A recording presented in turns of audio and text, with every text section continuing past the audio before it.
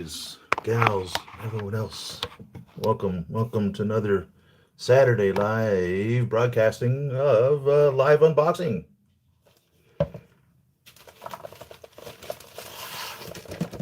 Spider-Man PlayStation 4 video game, Spider Noir. That's what we'll be doing today.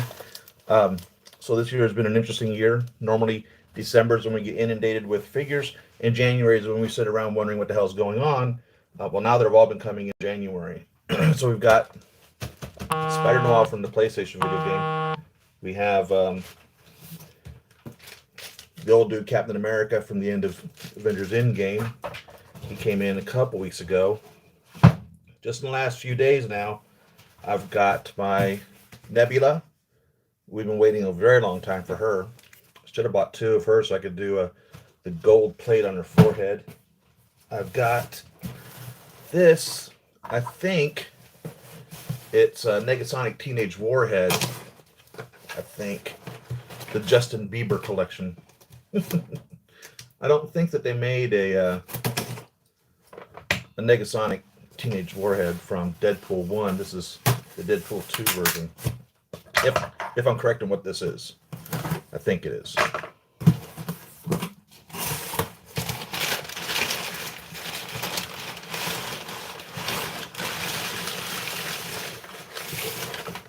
Yeah, there we go.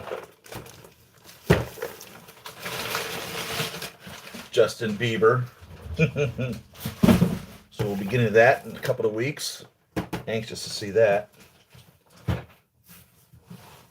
My Deadpool collection is getting larger. I think one of these is the Wasp.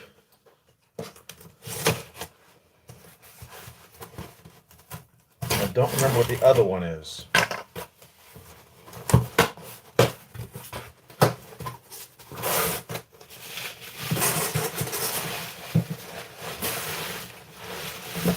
Yeah. We have here the Wasp. So we'll be getting to her. Really excited about that figure. Also. And the other one that came in this week. I can't remember what it is. It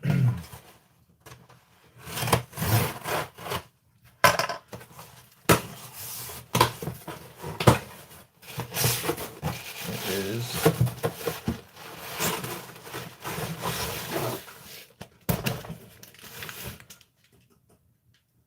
Oh, the Iron Spider from PlayStation 4. Oh yeah. So this will be the official version of the one with the gold mechanical arms. Oh yeah. So I bought the re-edit version. Gosh, maybe almost 2 years ago, and I appreciated it in its artistic form. It's 1/6 scale. But I didn't necessarily care for it because it wasn't necessarily done true to life 1/6 scale. It was an artistic impression of a character. So this one will be true to life 1/6 scale. So really, because of course Spider-Man's my guy. Really excited about that. I hope your new year has been going well. I keep knocking shit off.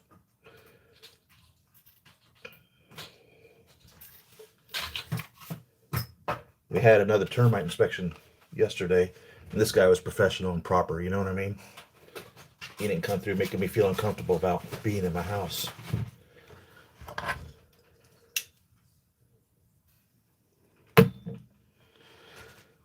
Toys Mafia, good morning, man. How are you? Jake, good seeing you. Good morning. All is well, thank you. CBS Sci-Fi, hello. How are you? Good seeing you. I really think I'm going to love the Wasp. Thank you. Nebula's on the way for me. Should get it next week. Mark 85 in the next 2 weeks.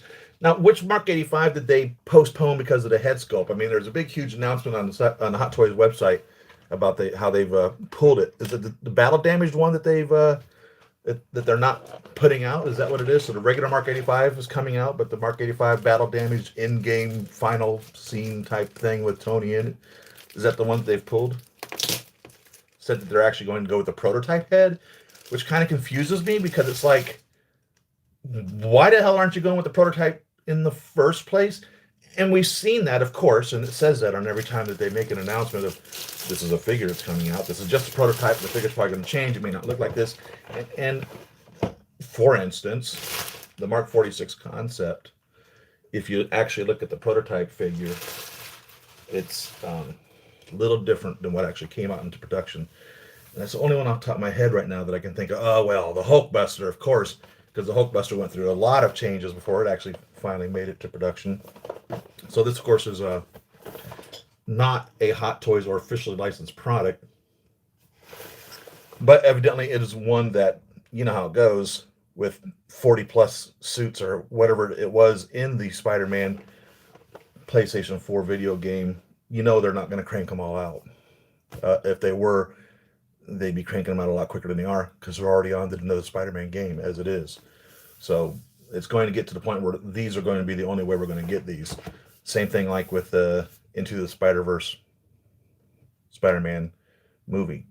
We Gwen Stacy and Miles Morales coming, and that's about it. And now they're already moving on to Spider-Man 3, and you know, I'm missing out on all these great pieces that should be coming in with that. So for Spider-Man collectors, you guys should be on an absolute high right now in regards to things.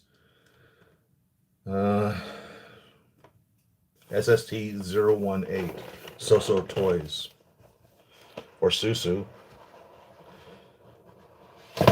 Matt 2310, yo, what up? Back in the day, by the way, so Hot Toys used to come out like this, and we would call it the Hot Toys plop. As you would open your box, it would the Hot Toys plop. They don't plop anymore. There's the artwork inside of that. So it got shut down for this figure. What? No way. So this may be like it. So Marvel went in there, or Sony, or whomever it was, just said, you guys are done. Put them out of business. Is that what you're saying?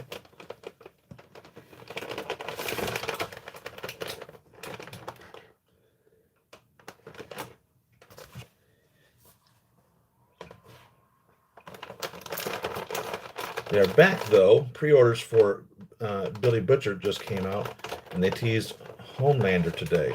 Okay. So, when, for instance, who was it that made it? The Lady Katana figure made by Toys Era, I think, which was Lady Deadpool. So that figure came out, and third-party company, and they didn't call it Lady Deadpool. Of course, there's been no movie incarnation of Lady Deadpool. It's just from the comics, and it's a great figure. I love my Lady Deadpool. I don't even remember how old it is, maybe 4 or 5 years. It was one of the first, I think it's Toys Era figures that came out. But, God, this jacket, this is a good looking jacket. This jacket might work also with my, the hell's his name? Johann Schmidt figure. I needed a black leather jacket for him. This might work well with this. Anyhow, I started getting all these threats from somebody that claimed to be the trademark / copyright holder or whatever of the term Lady Katana, and that I was in violation of copyright infringement and trademark infringement because of my video talking about the unboxing of the Lady Katana. I'm like, dude, I didn't make this figure. I didn't name this figure. I don't give a damn about this figure in regards to that. You're barking up the wrong tree. And by the way, this figure looks nothing like your supposed creation. So supposedly it was the creator of the Lady Katana character who was talking about they're going to take me to court and everything over that because I had a video up professing I had the Lady Katana figure and that I was infringing upon his copyright and his trademark. And I was like, dude, go get bent. You need to go contact Toys Era, whoever it was, in regards to that. And man, it went on for a while. He finally quit sending me notifications and shit. But you know, these third-party manufacturers, they're really skirting on the outside of the law in regards to things. And you know,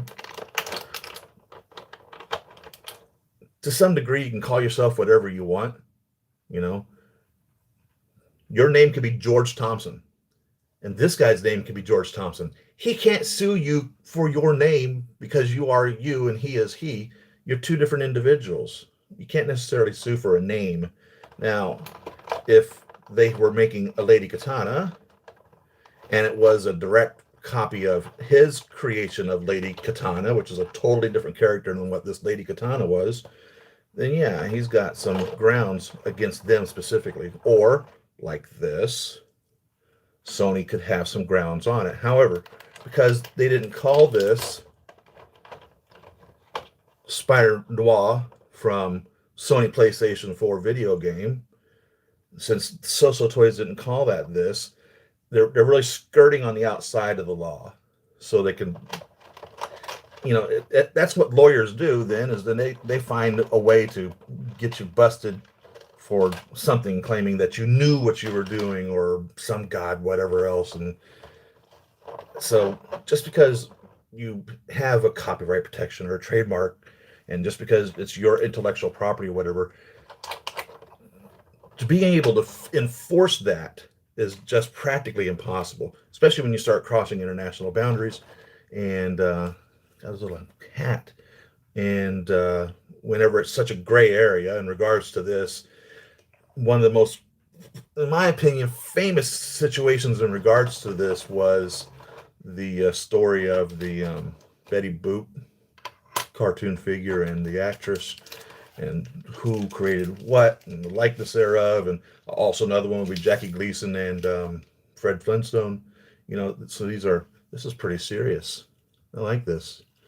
So these are issues where, someone could claim, obviously, anybody with any 2 cents of sensible thinking about themselves can look at this and draw a conclusion based off of that. But then it gets to the point whether there was malicious intent. Did you actually do this? And that's where the lawyers get involved in regards to the wording and the thought provocation, and was it a full-on direct assault in order to try to defame the name, or were we trying to steal, or whatever. So for us collectors, we're kind of outside of it.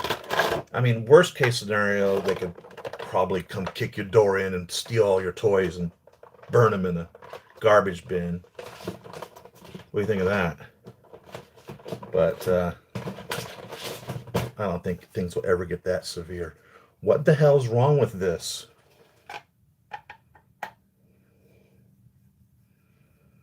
Okay, so it's heavy duty as hell. It doesn't screw into the hole.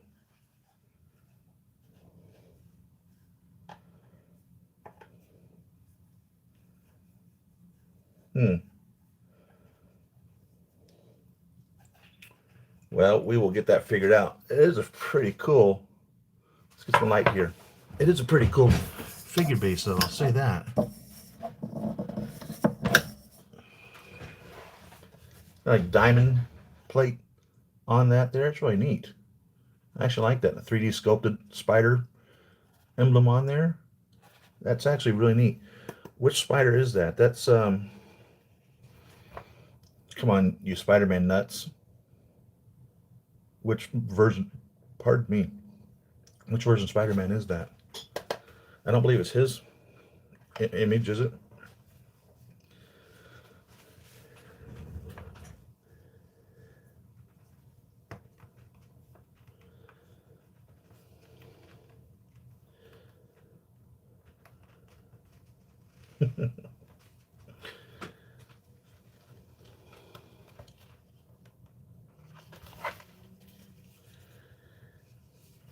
This, when I looked at the figures, pictures, I was like pretty excited, because at first I was totally thinking Into the Spider-Verse, and I was like, well, this looks nothing like the Into the Spider-Verse. And one of you guys pointed out that it was from the video game. So then I started researching the video game. I'm like, wow, they did a really good job matching it up to the video game. One thing they could have done here, and I'm kind of disappointed that they didn't, but it's an easy fix. And there's actually companies that will do this. It would have been nice if they'd have had some wire in the coat anywhere in order to be able to to pose the coat. This spider law, would really benefit from a wind-blown effect on this coat. That would make a big difference. But he's got the striped pants. Don't know if you can see that or not. It's good looking boots here.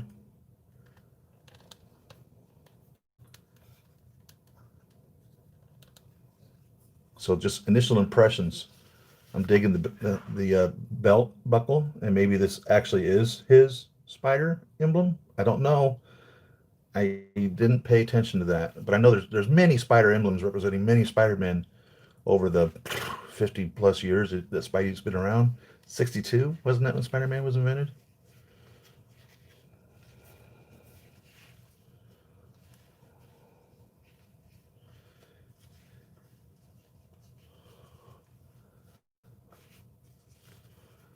The coat feels like it'll easily come off, which is good. I mean, no problem with this coat being able to come off easily. I think I will take it off, actually.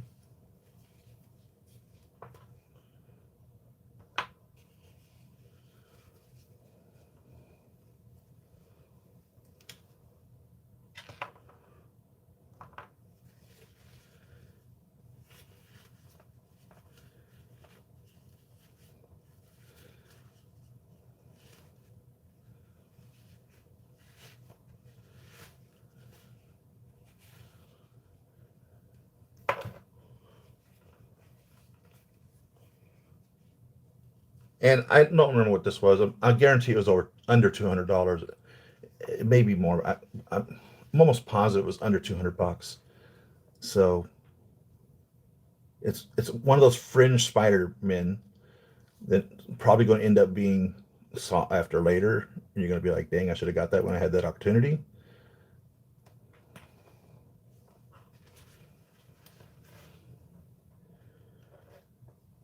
The Night Monkey. He's coming soon, I think. Mark 21 Midas is supposed to be coming soon. Also, that one I'm really excited about. Night Monkey. I think I ordered two of the Night Monkeys. Don't remember.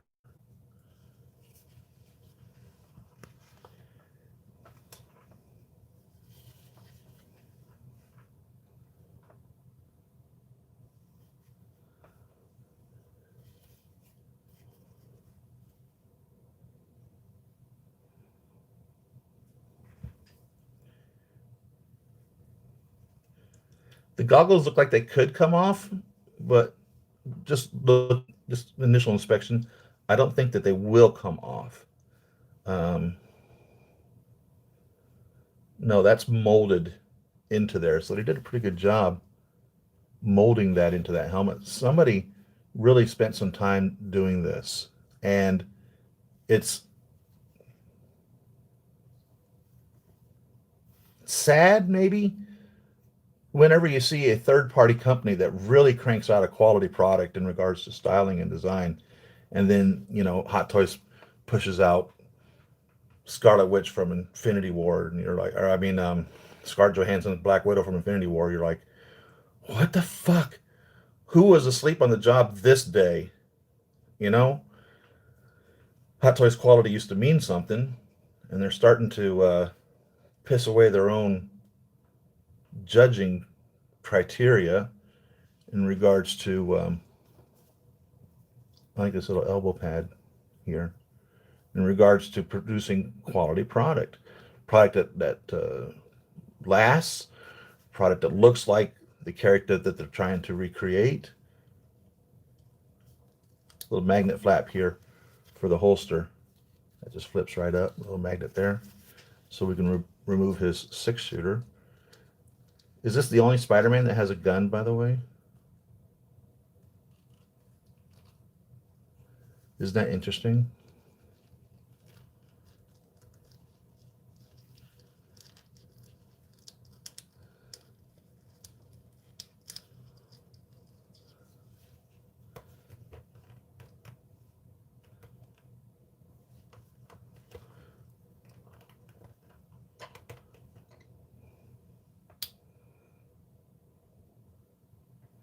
I don't know that much about guns.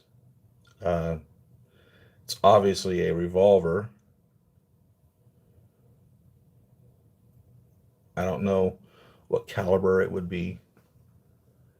It doesn't appear to have any moving parts, but it looks like it's crafted well.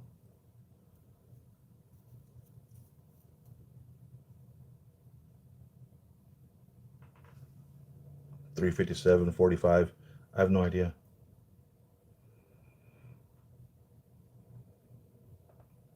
Oh, it does have a moving part. The barrel rotates and flips down.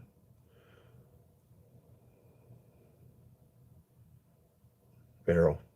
Barrel? This isn't the barrel. This is the revolver chamber. 5 shot. So it must be what, 357? Something huge. A 5 shot handgun.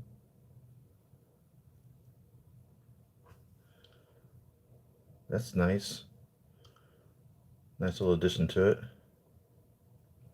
You know, shit like that, whenever they spend a little bit of extra time or crafting for something you'll never even see, is, I don't know, attention to detail, right? You're going to stick it in here and leave it there. Or, you know, if you put it in his hand for whatever reason, and you do have a trigger hand that you can do this with, you know, will you ever really even show that it's called, it's not a magazine. This is the barrel. So what is this called? This round piece that holds it, the firearms in, the rounds in.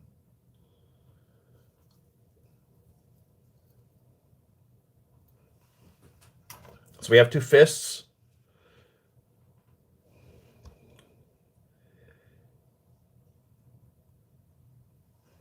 It looks like they've integrated the spider shooters into the arms, which I've noticed in the video game. That's where they are. They're integrated into the arms, and it appears that every one of these has the little hole to be able to shove the web shooters into. And these, of course, are a direct copy of the ones that Hot Toys provides, but they're not as pretty as the Hot Toys one. They're just fabricated out of the resin plastic or whatever, but not painted. Little silver um, dry brush on the outside of it, like the Hot Toys one, and there's some little flashing on it out of the mold there, so it's not perfectly clear. But I've got so many of these spider webbings, and more than likely, if you're buying this figure, it's not your only Spider-Man. So, in regards to having webbing accessories to be able to use with these, they should 100% be able to be taken from any of the others that you're using for high quality webbing. But it works.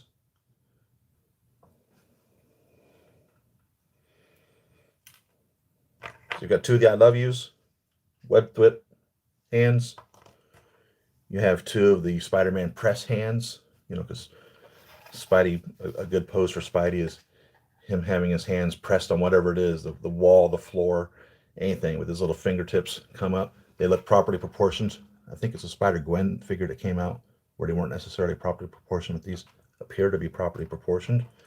We have two of the regular good old-fashioned relaxed hands in the relaxed way of you holding your hand, of doing nothing, just there's my hand. And then we have two web holding hands for swinging. It's got a lot of accessories in that regards for a simple figure. And the close-up lobster claw, which is going to put the figure closer to the figure base without the back support. So sometimes you need your figure closer to the pose stand, and the ones with the back support push the figure out further from the pose stand. So this is a nice alternative. You get two extra wrist pegs. And is this called a, is this a bolero? Is that what the style of this hat is that he's wearing here? It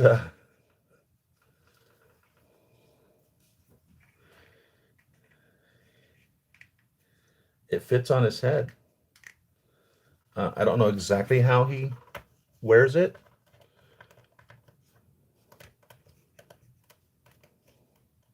But there seems to be enough give and whatnot to be able to cock it in different ways. Let's say, for instance, a lot of times in storytelling, the position of the hat will determine the mood of the character because when you can't see a face, you know, narrowing down, covering over his eyes is a stern look, or up over his head like that would be a thoughtful or a contemplative look, and maybe questioning of things. You could do it off to the side. So it's nice that this hat can be applied to different ways because that's where your story is in regards to being able to show the mood of the character. So I really like that. It's very solid, but they took the time to make sure that it can be put on the head pretty much however you need to in order to get whatever pose it is that you're looking for. I really like that. That's pretty cool. I was skeptical at first when I put it on there. I was like, this thing's not even going to fit. And not only does it fit, it fits well enough you could tell a story with it. That's pretty neat. Again, attention to detail, for real.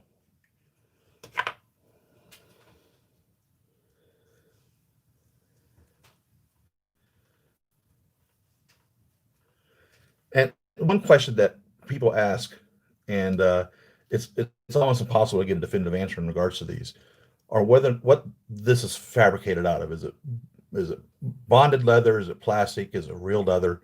And bonded leather is real leather. It's just a real thin layer that they apply to a piece of cloth or plastic.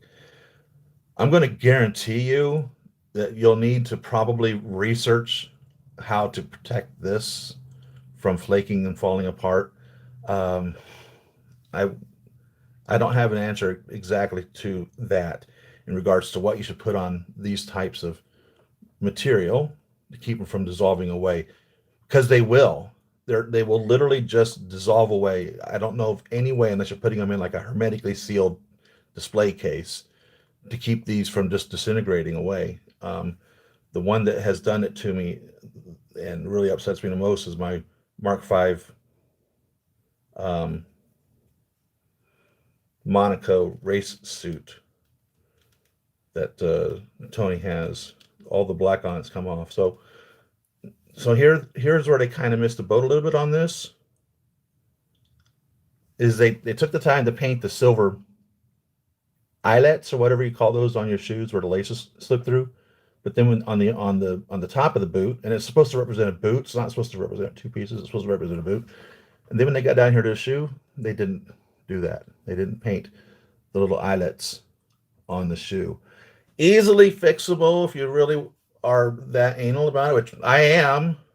Um, get you a little silver bottle of model paint and dry brush that on there, and of course that's obviously the manner you would do this is very little paint on a very dry brush and just hit those little areas because you don't want to paint anything else. But they could have just painted those other 16 little eyelets on this shoe. So whoever was cranking out the shoes on the assembly line just said, "Fuck it, we ain't painting the silver eyelets on there." So that's disappointing. Hell, Hot Toys probably would have done the same thing nowadays, anyways. A lot of times when I see one of these figures and they look as good as they do, like this one does, I wonder if maybe it was like a trash bin find at Hot Toys corporate offices. He's got little pockets in his little silk pants here. It's like Hot Toys made this, and then they say, "Ah, fuck it," and threw it away. Somebody's digging around in Hot Toys trash bin, finds this figure, and starts cranking it out. You know, it's completely possible. Anything's possible.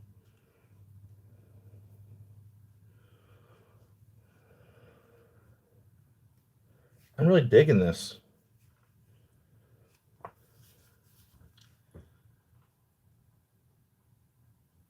He's definitely a niche figure in regards to where he's going to fit in someone's collection. He's going to fit perfectly when I have more room to put my Spider-Man in a Spider-Man, because he totally tells the Spider-Man story. And yeah, he's definitely one of those that when you're showing your figures off to a non-enthusiast or non-collector or somebody who's just outside of the whole realm, they might not get it. You could joke and say, "Oh, it's the Night Monkey," and they think you were dead serious. So this guy's called Night Monkey? No, he's not called Night Monkey. He's called Spider Noir. So what does that mean? Well, like Spider-Man Dark, the Dark Spider, the Black Spider. Well, don't you already have a Black Spider? You got a lot of them, right? Yeah, but no, this is from a simpler time, like the detective stories of the 40s. That Spider Noir. So he's from 1940? No, he's from a world where 1940s is today. He's not a time traveler. He's a multiverse traveler. So he's in a different universe. All of them are in a different universe. I think you're in a different universe. Oh, well, thanks. Tell me more about me.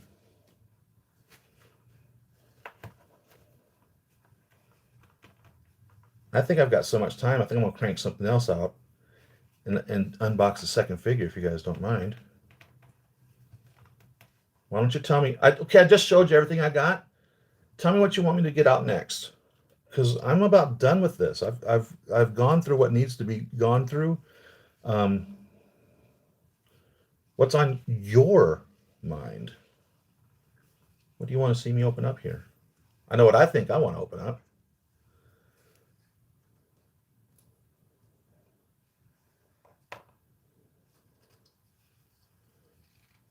I think.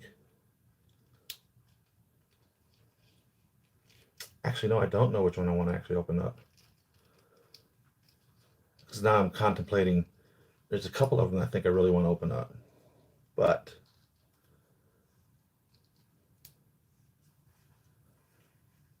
yeah, this definitely could benefit from a wire. There's a guy down in Southern California someplace that does this to these coats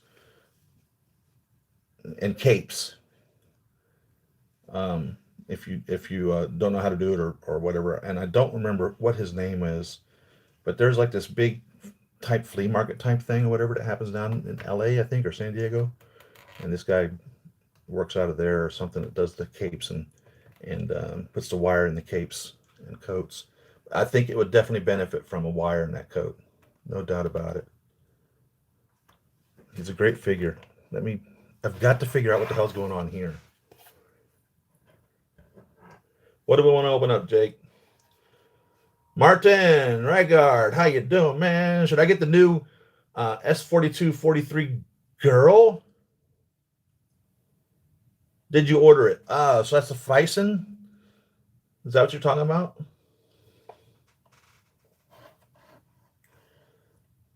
Is the S4243 a new Fison one? Which one is that? Where's my little cheat sheet of my Fisons? Let's have a look here.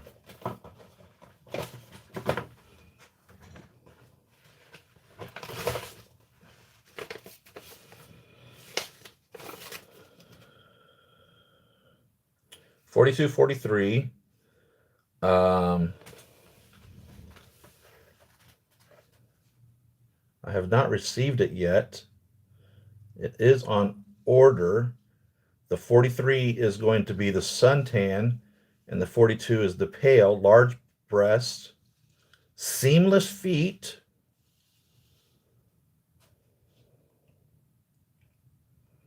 And there's the A version. One of them comes with the head, and it's the non-A. So if you get the A, you're getting, no. If you get the A, you're not getting the head. The A is selling for around $50, and the 42 or 43 with the head is selling for between $60 and $65. I don't have any notes on it yet. I've got them on order, so they will be here. So if you're kit bashing a large breasted figure, suntan or pale, that would be your choice between 42 and 43. I don't have any notes on here on what it compares to yet. for that, and I don't remember it off the top of my head. But it's on my list of something that's coming myself. So I'll be excited to see what's going on with that. I need to update my list, all my little hand notations on here.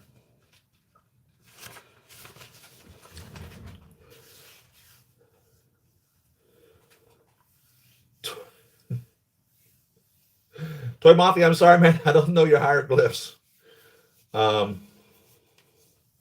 a sign Teenage Warhead, maybe? Is that what you're asking for? Do you get a Toy-Con in USA? Do we get a Toy-Con in USA? We have probably the largest toy convention, San Diego Comic-Con, which happens in July, which I've never been to, and I would love to go to one of these days. Of course, this last year, nothing really was going on. We have Toys Fair in New York, which happens around in the springtime. I don't know what's going on this year, but those are probably the two biggest toy conventions here in the United States. San Diego Comic-Con in July and Toy Fair in spring. I don't remember if it's April or May, and I've not been to either. These things are such a highly sought after events that, for instance, San Diego Comic-Con, you have to jump through 28 hoops to get in it. You got to first be online in order to be able to be considered to be randomly chose to be able to purchase a ticket in the first place, and then you might get the ticket if you're chosen to be part of the lineup for, if you can even get a ticket. You got to sit there for an hour or 2 hours hoping that they'll let you buy a ticket, and then it runs from Thursday to Sunday, and you might not be able to get the ticket for the day that you want. And I've yet to be lucky enough to get into San Diego Comic-Con in regards to that. Once you have made that first initial entry into the San Diego Comic-Con, the next year you can be a re-entrant, and you don't have to go through that initial process of being selected or lucky enough to get into the pool to buy a ticket in the first place. So yeah, the San Diego Comic-Con is probably the biggest one. It may even be the biggest one in the entire world. I have no idea, but it's a huge toy convention, among other things. It's where a lot of the movies will be talked about, and a lot of guest appearances and all sorts of stuff. It's just a huge deal. Just got Nebula a few days ago. She's great. I might do Nebula. Mine is coming next week. Let's do Nebula. There we go. Nebula. We're going to do Nebula. We waited for Nebula. She was supposed to come out like last year this time. I've got to, before I move on, I'm going to have to troubleshoot this gosh darn base here. This is really irking me. Let's put my Clark Kent glasses on. I'm Superman. I'm Clark Kent.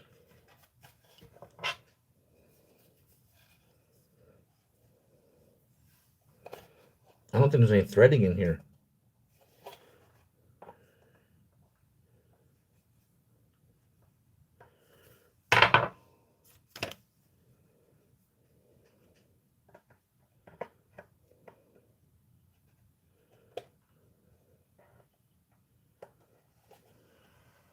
There's no threading in this. So whoever was cranking out the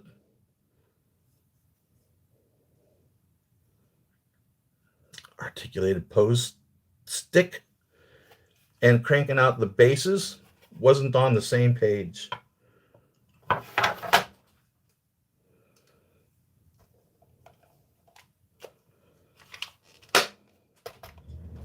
But when you've been collecting as long as I have, you have bags full of pose stands.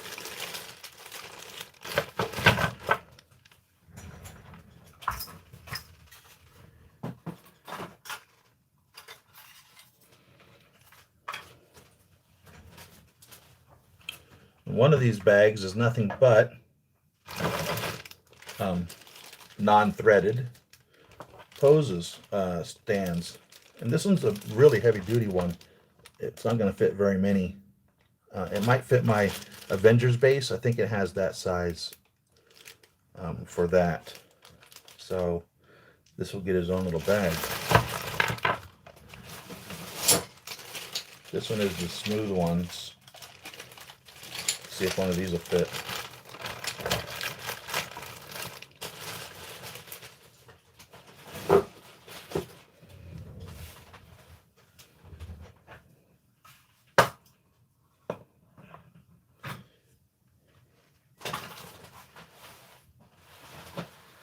You know, what I didn't understand when they cranked out the Nebula, oh, I got notification that my Mantis is coming from, there's two companies that made Mantis. One was Bullet Head and the other one was, I don't remember. And I don't remember which one it was that I bought. And both of them are contingent upon using a Fison body. So I've got the Fison body I've been holding on to for 2 years. And I just got notification that my Mantis is finally coming. So the second one, which I thought was not a more direct representation of what Mantis looked like in the movie, came a long time ago. And the one that I ordered, I decided I was only going to order one. Really looks a lot more, in my opinion, from the prototype photos to the, what's her name that played Mantis and the Mantis character in regards to the suit and everything. So I'm really excited about that. I've been waiting a very long time for that. And that'll be a Fison build-up to do that.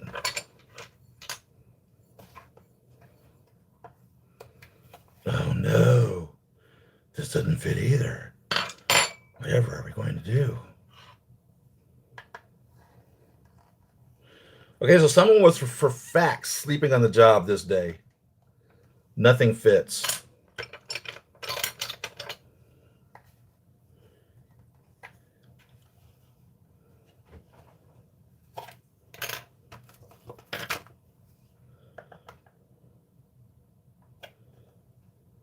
And nothing appears to come out.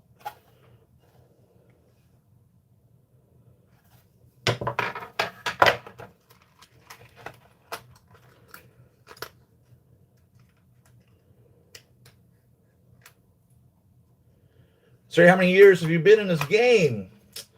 Not many compared to some collectors. Now, I've always collected shit. I mean, I've got a box in there of Toy Biz 1990 something Spider-Man action figures from the animated series.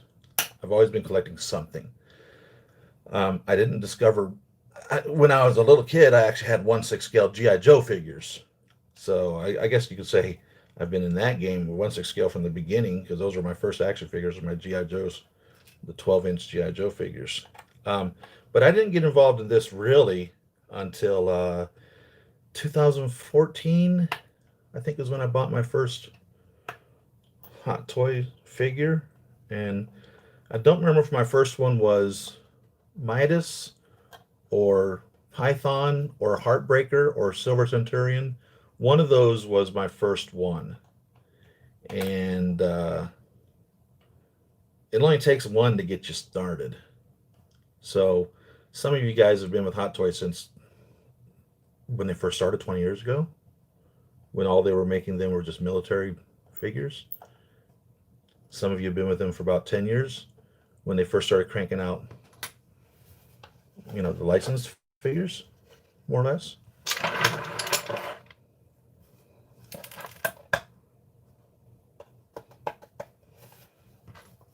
But I'm one of these people that when I get involved in something, until I get burned out on it, I'm like full blow on it. And, you know, got to collect them all. Iron Man figures, give me every single mark, whatever it is, Iron Man figure that they make. And ones that they haven't made yet, start cranking them out, you know.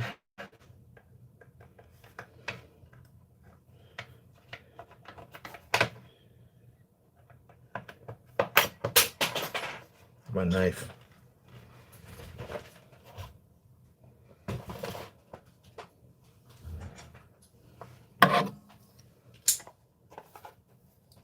I'm wanting to get in here to see the inside of this, see if we can push it out or what needs to be done in order to turn this into a figure stand where we can pose it with this. What I'm, if you're curious what it is I'm actually doing right now.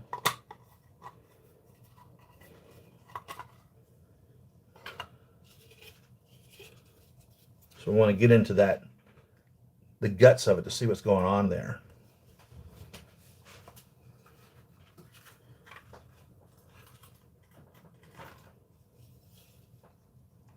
Save on Maison. I love saying your name.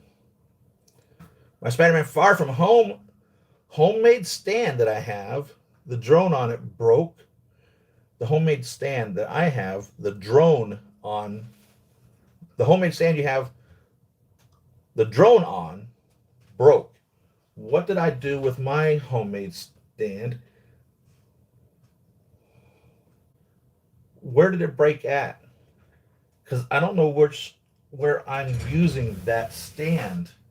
I think I butchered that stand to put it onto something else. I did, because this is the nameplate from the stand. All right, and I cut the nameplate off of the stand to put it on this stand because I wanted my homemade suit to represent that. Now, I don't remember what the homemade stand was. I'm looking. Was it another one of these? I think it was. And where did it break? Is it the round? Those are all pretty much for the most part interchangeable when you break them open. If it was the piece that went on there, I wish I could help you a little more because I don't remember what I did with where my original one is now. Where I have my drone, since we're talking about that, we can compare notes on what you did and what I did.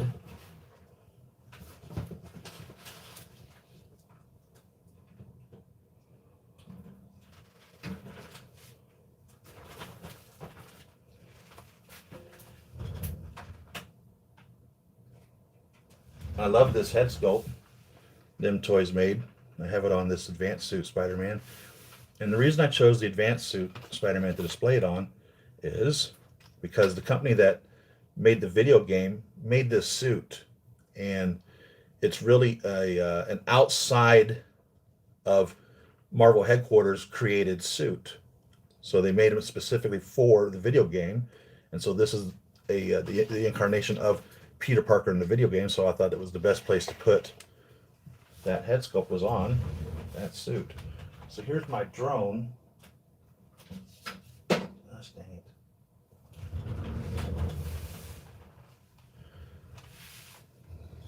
And I don't know if I'm assuming now looking at that this must have been the base that it came on, with the 4 holes, right, to hold this. Is this correct? Save on Maison? Is this the one that you have? The round. Yeah, so I think this is it, right? This is the actual base that your homemade suit came on, right? So did it break? Where actually did it break? Did it break in the base? Did your little piece here break? Or did this break? Because what they're supposed to do on these, and I know this because I've taken enough of these apart. Let's get my drone off here because I don't want to break him. What they're supposed to do on these is these guys, they're supposed to be screwed in. And I am lazy and don't always use the screws. Notice I have the long piece there. I don't use the screws, but on these pieces here, if this is what it came with, this 4-piece, it's supposed to be screwed in. So I don't know where it was that it broke on yours, but there's a hole there to do that. Is this what we're talking about? That piece, not the pull or the base. This guy right here, is this the one that broke? And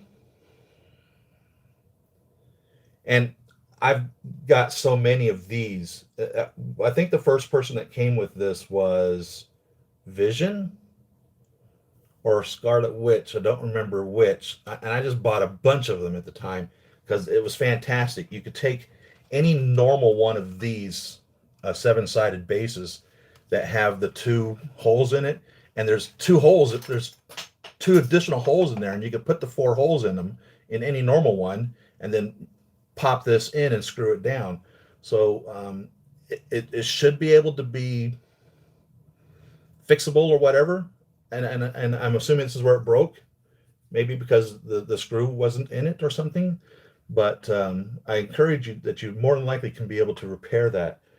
Now, what did I just throw down here? Oh, I see what I did. When I cut the label off to put it onto that other one, I ended up having a nothing label for the drone that just rests here. So that's what fell off. But for strength, that little screw works perfect. And I don't know if that's what happened to you or not, but should be totally interchangeable, swappable, and modifiable from other pieces that you've got laying about, or maybe even from eBay or something. You could probably find some of these. And I used the longer threaded pole on this to get it in here. But I move these guys around so much that I forget sometimes what accessories I've put where anymore.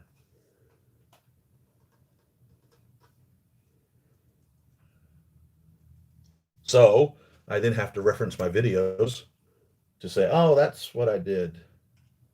Now I remember.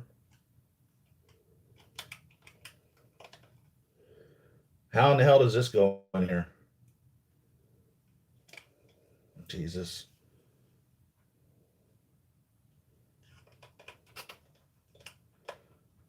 There we go. Drone's cool, man. Did you buy the little 3-pack also, the accessory drones, to go in addition to it? I mean, it's a villain. Or do we have that existential question in regards to whether a drone can be a villain? Right? Like Vision, for instance. Can Vision be good or bad? Is the WandaVision television show out yet, by the way? Does anybody know? It's supposed to come out in January, I think. Pretty excited about that. Evidently, it takes place in between Infinity War and Endgame, where Vision's been killed. They never brought Vision back in Endgame, did they? He's still dead, right? One of the things I hated was, for instance, when they made Agents of S.H.I.E.L.D., Phil Coulson and Nick Fury made major appearances in the show, and they referenced the movies, but the movies didn't make any reference really to the television shows. But from my understanding now, they're going to make that a seamless integration in regards to things, whereas like WandaVision evidently is supposed to have some serious connections into the whole new line of movies and entertainment the Marvel Universe is headed into.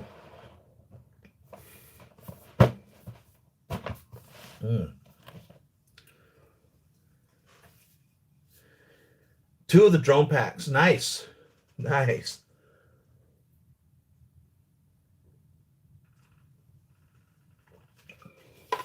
That's going to be good because I know you're getting a Mysterio as well, obviously. Villain Collector. You guys are really... that's the word I'm looking for. You guys are hardcore collectors, especially when you stay focused on your villains in the first place, because there's not very many villains that are made. Obviously, the good guys are the ones you make the most of. So when you're thriving on the release of a new villain, I guess it puts you in a better situation because you're not buying everything that comes out like I do. Maybe you are. So let's have a look at this to see what we can do about this. Popped right out.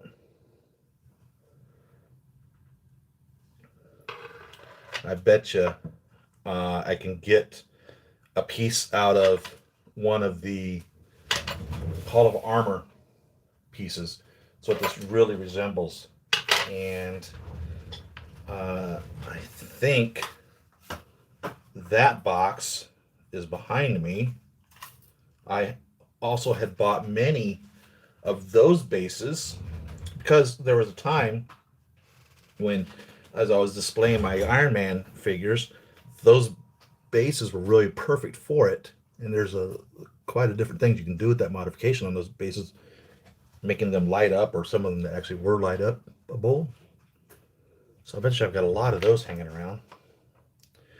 January 15th, so that's what's today, the 8th? So that would be next Saturday. Oh, nice. I'm really excited about that.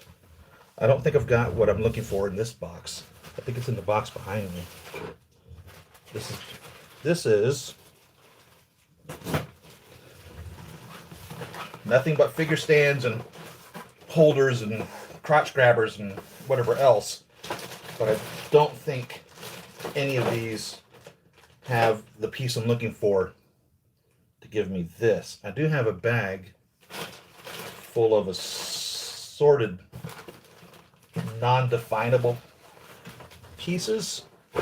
So each one of these contains a grouping of select style, either bases or lobster claws or wire stands. And that's because I'm moving things around and need to be able to create a way of displaying it best in order to be able to display it best. The corner of my eye, I'm reminded of my replicate here. So I got my Dragon's Lair last week, right? And this centipede, I've had a problem with the centipede from the beginning. I couldn't get it necessarily come on. I thought I was doing wrong, something to it incorrectly. I don't know what the hell's going on. I don't know anything about it. The company, this was, I think if I remember correctly, this was like the first one that they made. Well, they made them into crap, and there's a free firmware base package that you can order, and I've got to disassemble this guy and fix him. What happens is when you turn it on, okay, it'll come on, and then it won't actually ever come on. So it'll start freaking out, and it'll tell you that the battery's dead, even if you have it fully charged on. The light won't come on and stay on in the back, and you just can't keep it running. So there's a firmware that they will mail out to you for free. So if you happen to have bought one of these centipedes and you're having problems with the doggone thing, go to the Replicate New Wave site and get the firmware. And I've ordered mine, and so it'll be coming soon, and I'll be able to fix this and have it running like these guys are. And reading the instructions, it says that all of these games can be run all the time. So just plug them in, put them in your display, and just let them run if you can afford the electricity to do that, and just enjoy them being there. And so I was nice to hear that that's fixable. But you give this guy a few minutes and he'll just start freaking out and close off. If you try to plug him in, if I plug him in right now, he'll just shut him down totally. It's just doesn't work. So I'm looking forward to that, to see what we could do in order to get this to function properly. And supposedly that's the resolution for that, which I'll be very happy to get. I've got the asteroids, I think, on order. So that's that. With that thought, let's find the box with these guys in it. I'm really kind of focused on working on this. I want to get this guy to be able to be posed. And then we will get Nebula.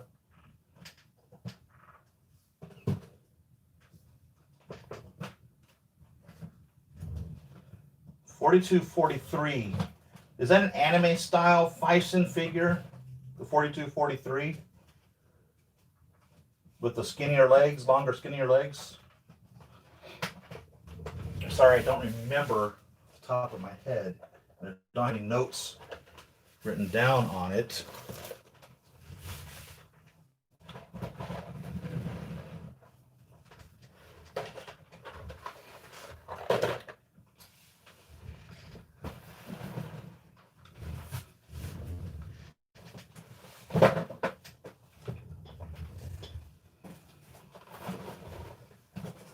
Boxes and boxes.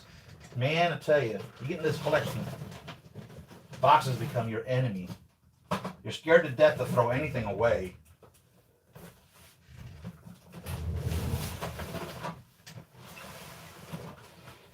So this is a box of round base ones. These guys.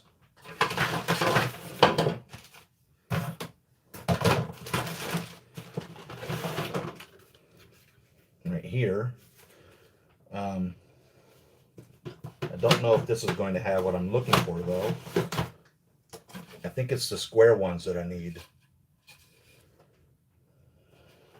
But we'll keep this out. Because somewhere between these two boxes, I guarantee you we can get this to work.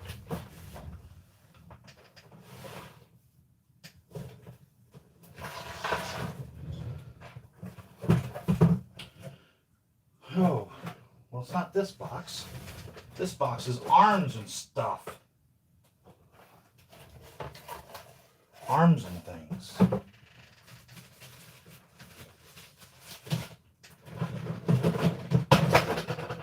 And torsos.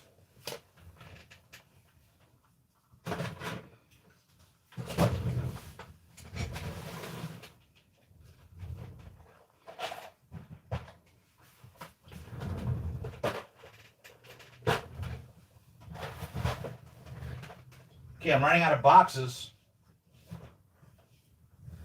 Where did I hide it?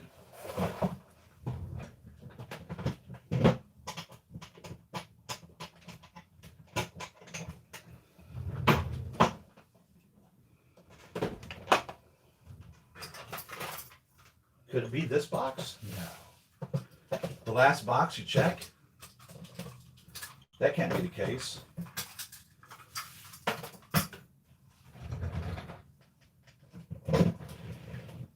No, it's not. Where's my box of bases? Ah. That's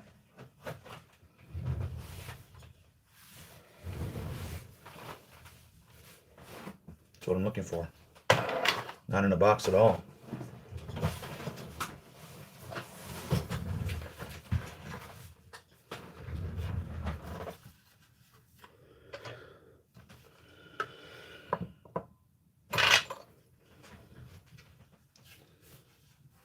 That was one of the reasons why I picked them as a focus.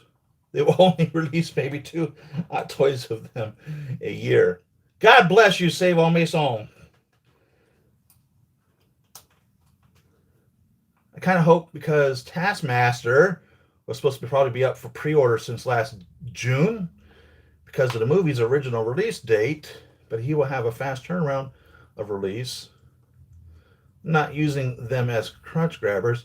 I use them under the armpits. Oh, that's a good idea. It's a real good idea, actually. One of the ones I kind of discuss a lot on whether I should good or not is Gamora. Being that we know that she did a lot of bad things, obviously working for her father under Thanos, right? But we never see it. Was she a villain with him? You know, that's the plight of the anti-hero.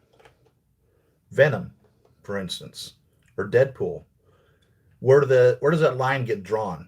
You know, you have your obviously lawfully good characters, to use a term I learned in Dungeons and Dragons, that will follow the letter of the law to the T in regards to enacting good versus bad. For instance, Superman is a lawfully good character. Spider-Man, lawfully good character. They will do their best not to do any real harm. You know, for them to kill somebody would be an absolute break of everything that they ever stand for. And then you have your chaotic good characters like Batman, who really dangerously walks that line as to whether or not he's even doing everything good in the first place. You know, he has that internal struggle on what he's actually doing. He doesn't mind breaking a few bones, for instance, to get to the truth or to solve a problem, where Spider-Man literally pulls his punches when fighting people until he realizes that they're strong enough to be able to take his punches, because he has the proportionate strength of a spider.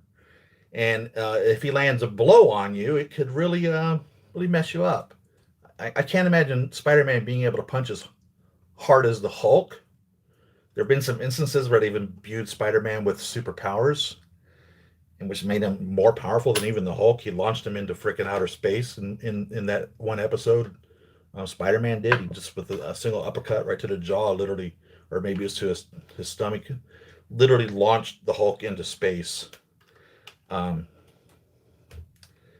and then you have characters like the Hulk when he was hulking outside of Bruce Banner when he didn't realize he was the Hulk, and you would kind of call him a neutral character. And then you have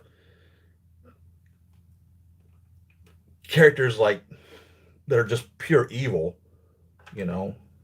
So where do these lie? Those that are like Vision, Deadpool, Gamora. Where are they? What is it that they're really doing? Would we call Gamora a lawfully evil? We would call Thanos lawfully evil, um, compared to good, because in his mind, the Mad Titan, what he's doing is the right thing to do, and he has a rule book that he follows more or less, where he is doing this for this greater purpose in his twisted mind, and he sees it as the way of doing it properly. This is he's doing this for a reason, and there is a reason for his reason, and in his mind, it is a very valid reason, and he stays right on that purpose. So it's interesting whenever you have characters like Gamora. Where is she really? You know, we watched her evolve in the movies to a point where she was on the good guy's side, right? And then she was literally killed by her dad in Infinity War. And we bring her back to life because we brought her back from in time. And she didn't have that same path to walk. But you have to remember then as well, she's not a lawful character. She follows the orders of her father because, well, she's told to, but she's also not necessarily out there causing the drama and messing everything up. So Gamora is for fact an interesting subject in regards to her alignment as to why she does what it is she does. Is it possibly because she was stripped from her family when she was such a young and impressionable child that Thanos' lawful evilness became logic to her? Was she totally incapable of making a judgment outside of that?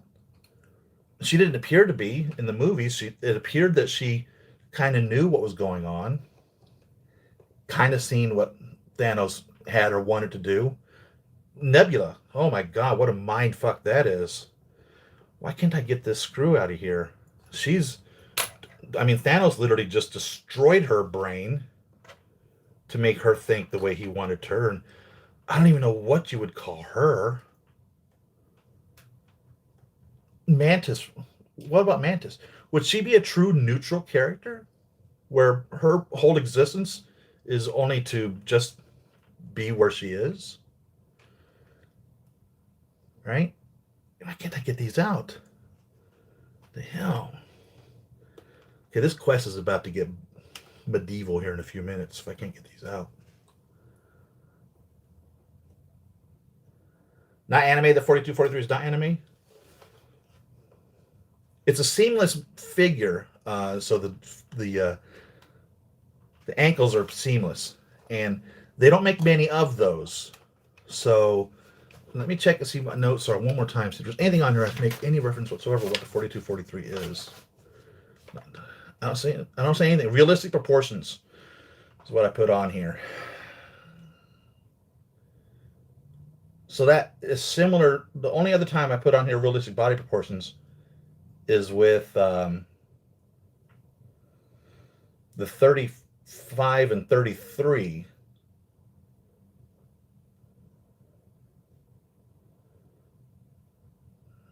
Now, did the 35 and 33 have bigger feet?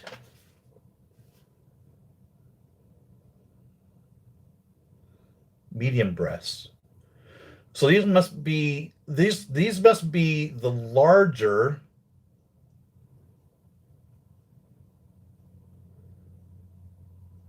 bust figures of the medium breasts, 35 and 33. I'm just guessing looking at my notes. So that would be the 42, 43. If you need a large breast, seamless, ankled, suntan or pale figure, that will be your 42 and 43. And evidently, just looking at my figures list here, it appears to be similar to what the 35 or 33 would be because they're mediums. And my 35 is my Daphne, and I like that figure. It looks good. The bad thing about the seamless ankles, though, is they really have to use a figure stand in order to stand up. They don't.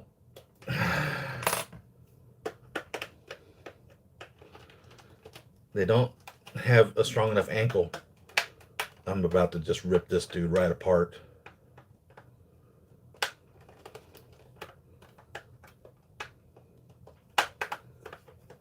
They don't have a strong enough ankle to be able to stand on their own. Like, for instance, he is just standing on his own right now.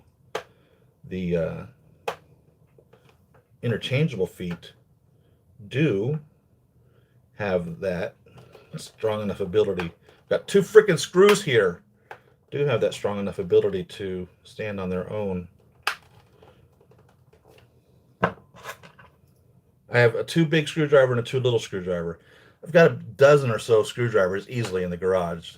I just don't feel like going out there to grab different screwdrivers right now. I'm going to keep messing with this and waste more time to undo this instead of getting the right tool for the job the first time and doing the job right. Because that's how I roll.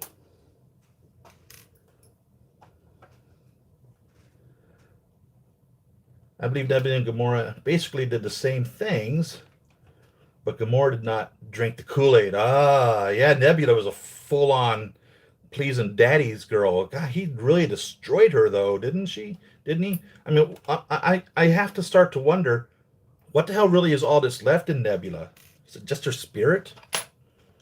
Is she like so totally, destroyed that there's nothing in there, just a shell?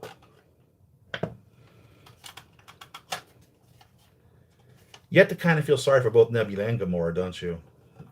I don't know anything about them in the comics, just their Marvel Cinematic Universe presence. And when you look into their story to see what Thanos did to them, sheesh, you really have to feel sorry for them. And to seek the approval of a father, as Nebula did, only to just continually being told what an insult and a disappointment you are. Jesus. And that was his way of motivating her. What the fuck?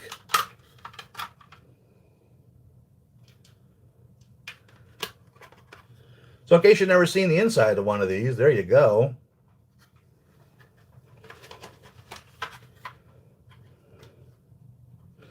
And I did all that to get to this.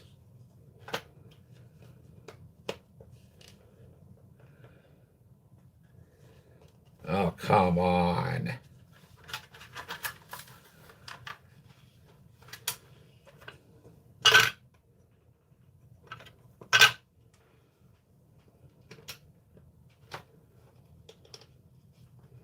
God, please don't tell me this is glued in here. It is. Are you kidding me right now?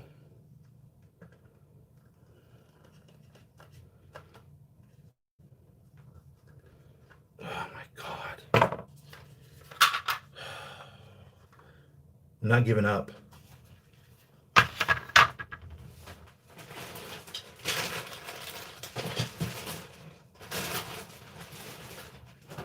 I'm not going to let this whip me. This is going down.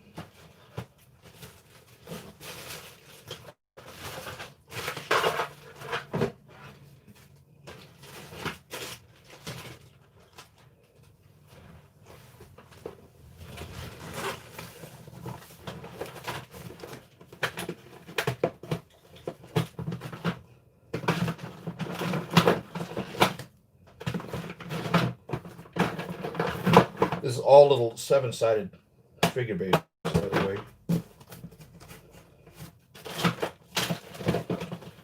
Something's going to work. It's going to come to me in a minute.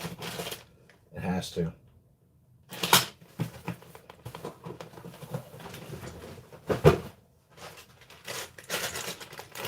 This is the bag of stuff.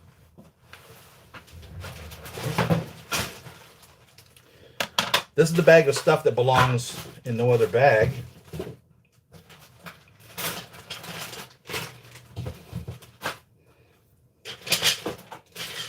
And in it is stuff that can be used for other things.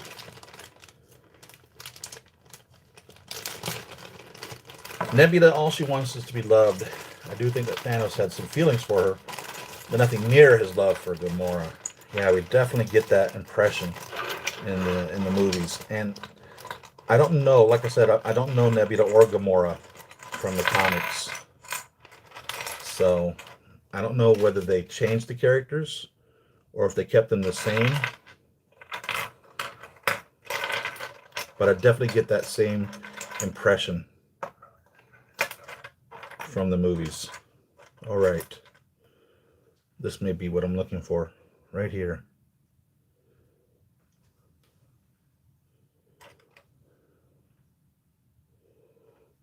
So this is the piece that came with the figure base. And this is what I have here. And let's see what we can do with that.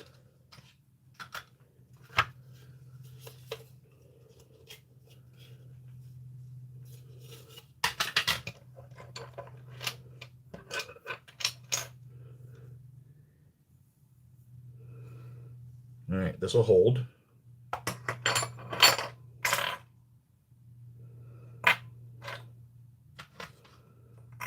It's too big for this, though. That ain't gonna work. What I can do is let's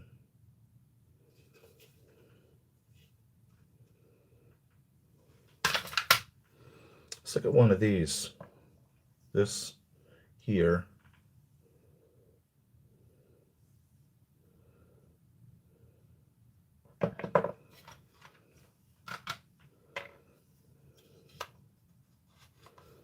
Okay, that's too big for this.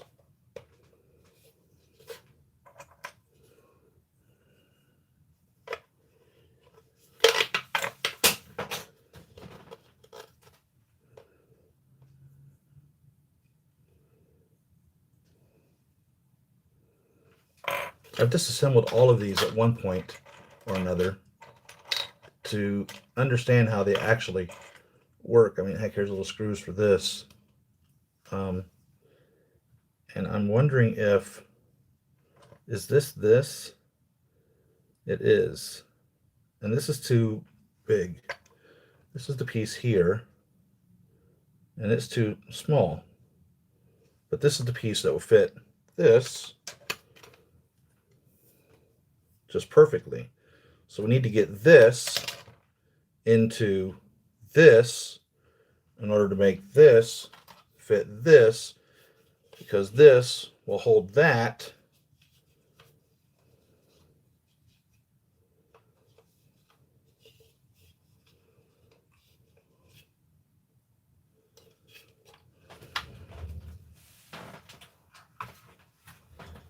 Either the black one or the clear plastic one.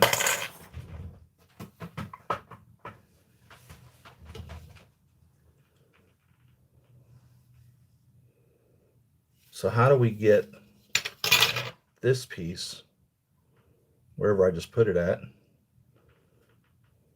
here, to work with this piece here? Gosh, we're talking about millimeters in diameter difference, but that makes a huge difference in regards to how this is going to fit in here. In all actuality, it just presses right through. So it's not really designed well enough to be as a support piece in the first place.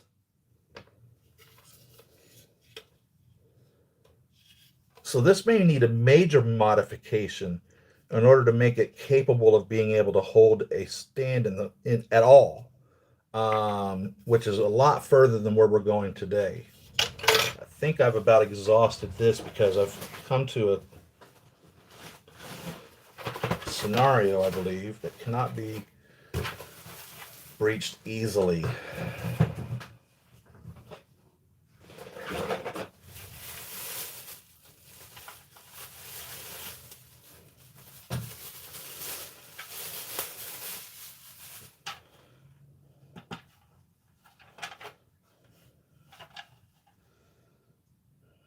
You know what I'm going to do? I think what needs to be done with this is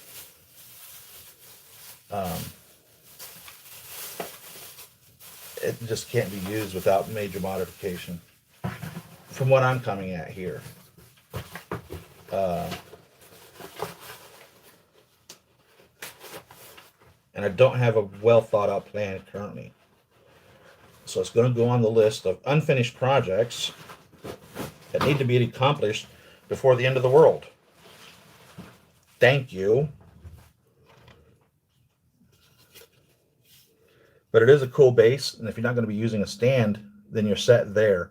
I have lots of different options here, whether or not I'm just going to just glue something in, break something apart, or use, for instance, I could take this piece, this little rubber piece that came out of the inside of one of these, and wrap it perhaps with electrical tape or double-sided tape and put it in there, which will give it its thickness to hold it in. And then the inside, since it's a rubber piece, would be able to hold that. So I think probably, as I'm just pulling stuff off the top of my head, I think what I'll do is I'll wrap some rubber or electrical tape or something, maybe double-sided tape, on this to give it some thickness, and then shove it into here to resolve that.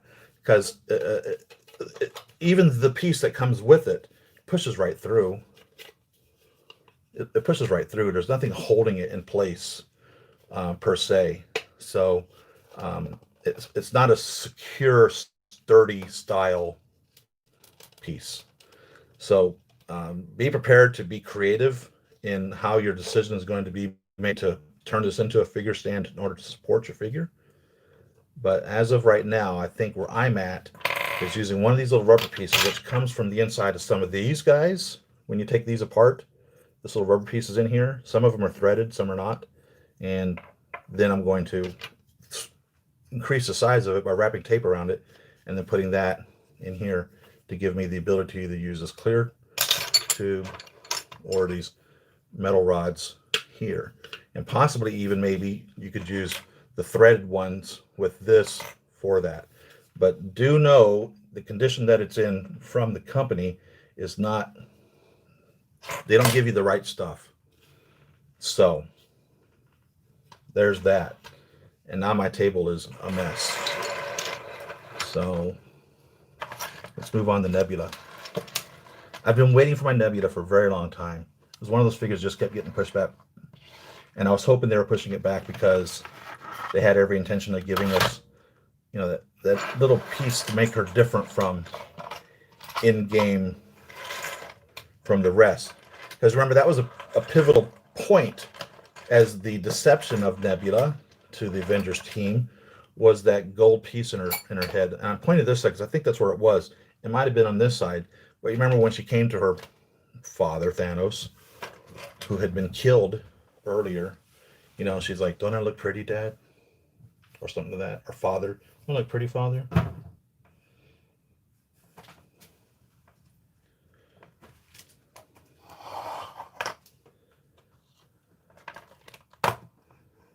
Toy Mafia, what you got going on, man? Nebula wanted to be the one that got thrown off the cliff. Oh, man. That's deep. Dude, that's deep. You know, because what that meant was, as you all know, she was the most loved and cherished. You have to sacrifice that which you love the most. Remember, that's why the Red Skull couldn't get the stone. Because he couldn't sacrifice that which he loved the most. What was it that the Red Skull loved the most, do you think? Himself? Power? Intellectualism?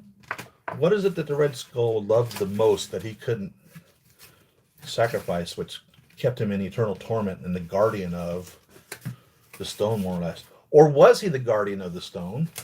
Was he just a soul lost in indefinite perpetuity because of his situation, of his greed, his desire, his lust?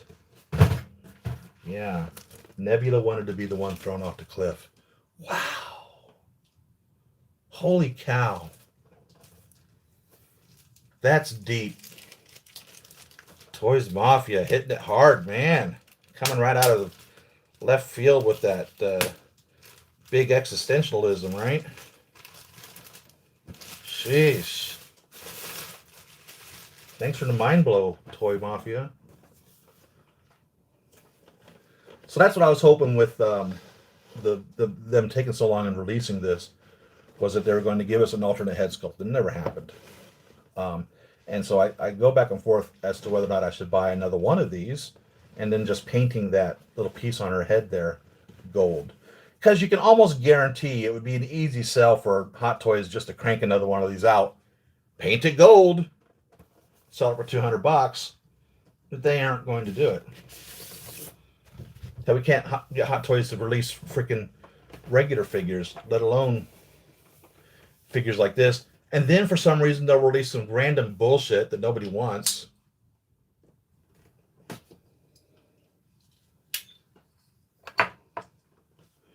When Thanos says to Nebula, "Perhaps I was too tough with you, daughter," and then Thor cuts off his head and the blood is all over Nebula, that really, got to me. I'm with you, dude. I'm with you. That was pretty, literally, when that happened in that scene, I was like, no way. And it was so funny because Thor and his torment, losing Asgard and his brother and his father and his sister or whatever, and he's a drunken stupor and he's trying to defeat Thanos. And Thor's a god. And, Thanos says to him, "You should have gone for the head." So Thor, in his irrational thinking, goes for the head. Jeez.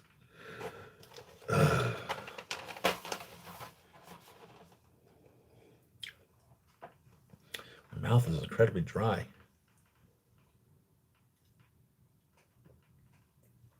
I've about drank my entire cup of coffee.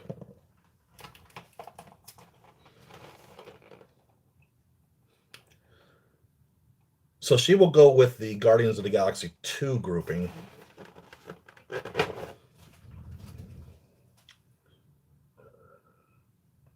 I think. So I have, you can't see it now.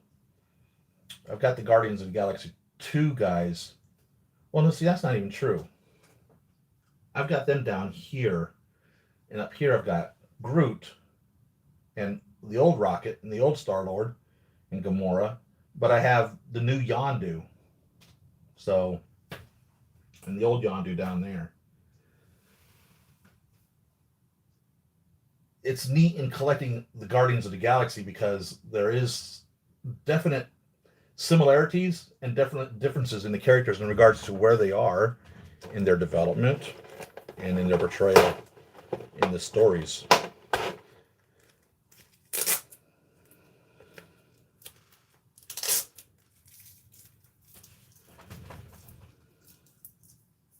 You should have just got there earlier where every other hero was. Right? That would have solved the problem. I hate when people say the alternate head sculpt, because this is Infinity War, the first 20 minutes of Endgame, after 5 years skip, her outfit is slightly different. You talking about this figure here?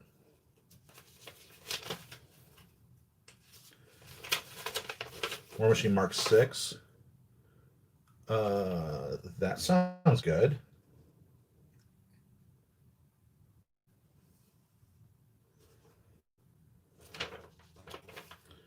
Pretty simple instruction manual here.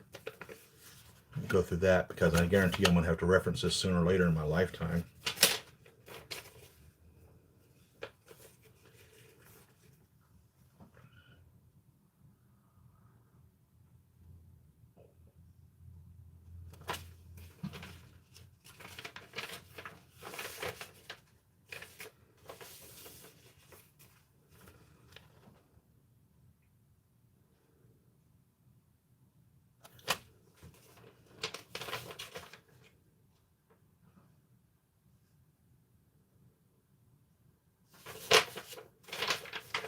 guarantee you, I'm gonna be like, where's this supposed to go? Shoot, you should see me struggling with my Hulkbuster. God, whenever I touch him, I can never get him back the way he's supposed to be. Right back to the video.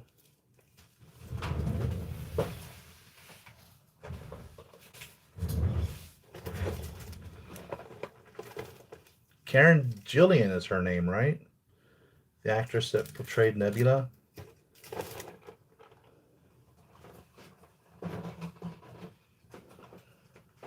Let's get the box out. I've got so much stuff here now as I obsessed over that figure base just to find out I couldn't get anywhere. There's not having room to do anything now. Cool little figure stand there. I don't believe I recognize this figure stand from any other figure right now. It might be a figure stand similar to something else we've received already.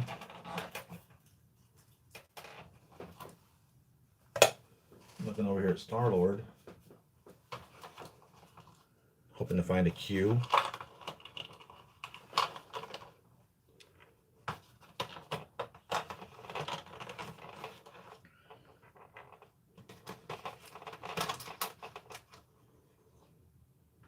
These little blue lightning effects, they never seem to work worth a damn in what it is that they're trying to do.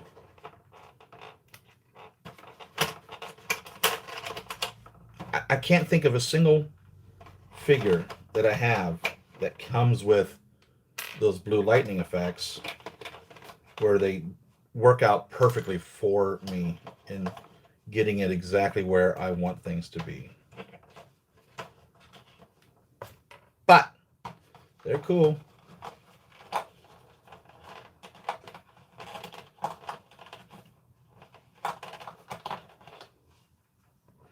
Got a couple songs stuck in my head. One of them is that song that Miles Morales butchers in the Spider-Verse movie. Oh yeah. Oh yeah. I'm butchering it up in my mind too. And the other one is the Beatles. I think it's the Beatles. Mother's Little Yellow Helper. What a drag it is getting old. Imagine that going through your mind at the same time. Both of those songs. Oh yeah. Oh yeah. What a drag it is getting old.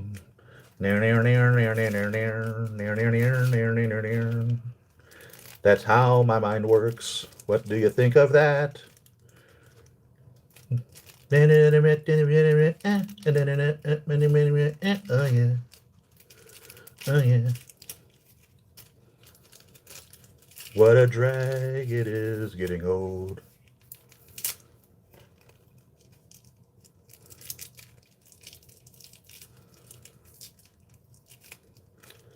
So anybody have any idea why it took so long for them to release this figure? Could it have been licensing? Because I have a hard time believing that. A lot of you will say, you know, the movie or the actor or actress wouldn't sign off on the character or whatever. But from my understanding, when they signed their initial contracts, all of this licensing likenesses is negotiated in that point. So they don't really have much of a say-so in regards to things when it comes down to the release of this figure. And these knees are mucked up. I have a hard time believing this is how the knees are supposed to go on this. So what I'm looking at here initially, and help me out if I'm wrong here. This appears to what would be a knee pad. Okay? So it should be where the knee would bend, right? And you would assume it would be centered on that knee to bend there. It doesn't. Now, maybe that's how they designed the costume. Hot Toys spends a lot of time researching costumes and expressions and whatnot. So if we spin this, okay, to get it to be where her knee joint would be properly,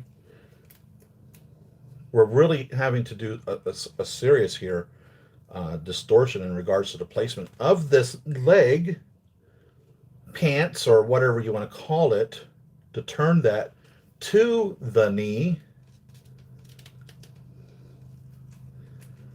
And now I'm having to twist the boot around to get this on here, and I'm not too pleased with that. So I don't know if it's bad design or if it's truly the design, but I've got a problem with that.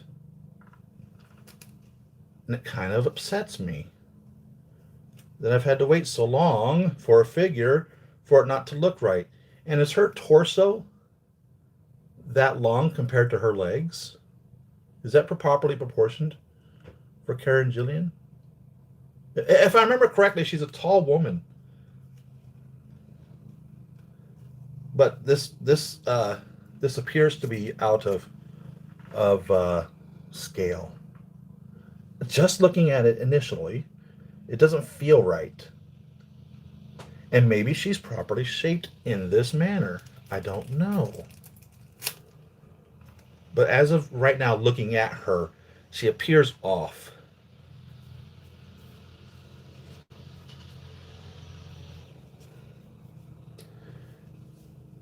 And I think it's the creation of the pants. So as we're looking at her butt here, okay, and you can see where her butt is, all right, there's a huge grouping of material here where they have her crotch at in the legs of the pants compared to where her crotch actually is on the figure. So this whole area here of material really should be closer up to her body. This is going to be a problem in posing this figure when you start moving these legs around, because it's going to start bending and stretching this material. Now, before I start doing any of that, I really need to research the character to determine what her proportion properly is. Are her legs supposed to be longer in that regards? And can I spread the legs in order to get the pants to travel up into the crotch properly to give her properly proportioned legs? But as of right now, this suit looks off. And when you turn around to the back, you can see it looks a little bit better. So I don't know what the problem is. I don't know if it's my mind that the problem is. I don't know if it's suit creation that the problem is. I don't know if it's body creation the problem is, or if truthfully there's no problem whatsoever, and this is a 100% accurate recreation of this actress's body.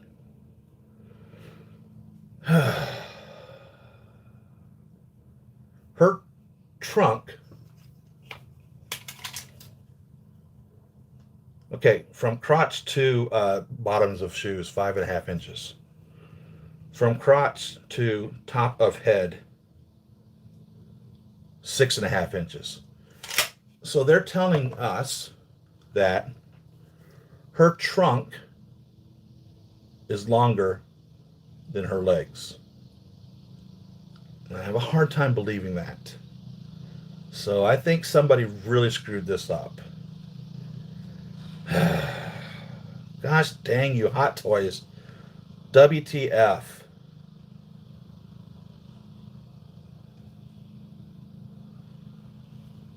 Come on, guys. Well, I do like the detail on this arm. Okay, I'm trying to find something positive about this figure right now. Gosh dang it. And the head sculpt does appear to resemble the character. Again, I'm going to have to research this, but it does appear like her to me, just off the top of my head.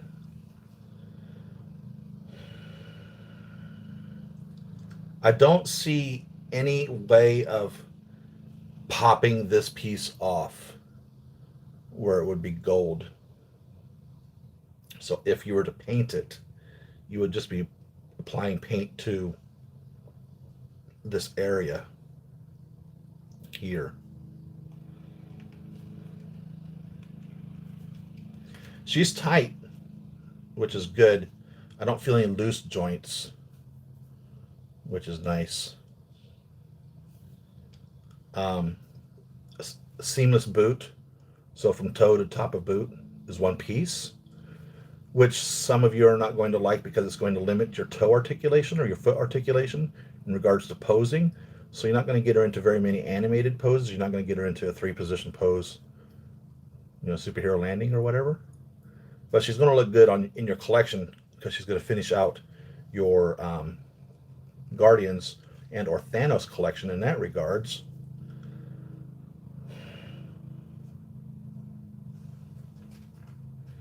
The 2 fists that she has on are clenched. They're not putting anything in that.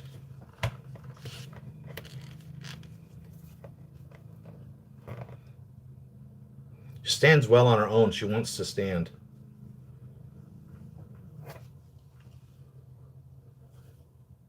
This appears to hang into these 2 little hooks right there on her belt. It's going to take a little bit of work to get in there. You're not going to get it right off the bat, but it can be done. This is designed to go into her back if you don't want to have her holding it. And there's just 2 little hoops right there. You just slide that in there as such if you want to pose it there. So again, it's another one of those pieces that it's on the back of the unit of the figure. You'll never see it. So it's nice that they at least put that there for you, right?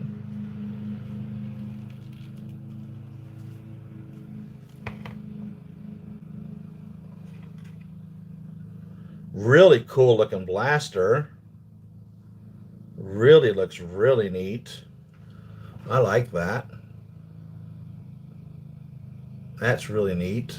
Looks really cool. Couldn't tell you whether or not it's when or where it was displayed or used in the movies, but it looks really cool. So either displayed on her, in her holster, or in her hands. It's a good looking blaster. I like the white. It just gives a stark contrast in regards to things, something that'll draw your eye. We have 2 relaxed hands, and they look really well done. Fingernail polish on the fingernails, attention to detail in regards to the wiring on the palm of the hand. So they did do some effort in regards to making this highly detailed. So I applaud them for that. And we're talking about a woman's hand, a female hand, which are smaller than the men's hand, so they require a lot more detail in that regards. We have the 2 holding hands here for holding batons, and we have 2 of these batons, and then we have 1 pistol grip trigger finger hand for holding the firearm. And then these are supposed to somehow wrap around that in some manner to give the effect of the electrical charge on it. So that is that, and these are identical pieces. So 2 of the exact same pieces for that. I'm pleased to have her. I've wanted her for quite some time. I've loved the torment and the look of the Nebula figure. So very glad to have her. Initial impressions are such that she requires more study to determine whether or not she's accurate or not, especially in regards to that crotch. And what the hell do we have going on here now? Okay, that'll go in. I like the little felt pads on the bottom of this. I don't remember if we got felt pads before on any of these display stands. So that's nice. Makes it easier to move around, scoot on your tables. So that's neat.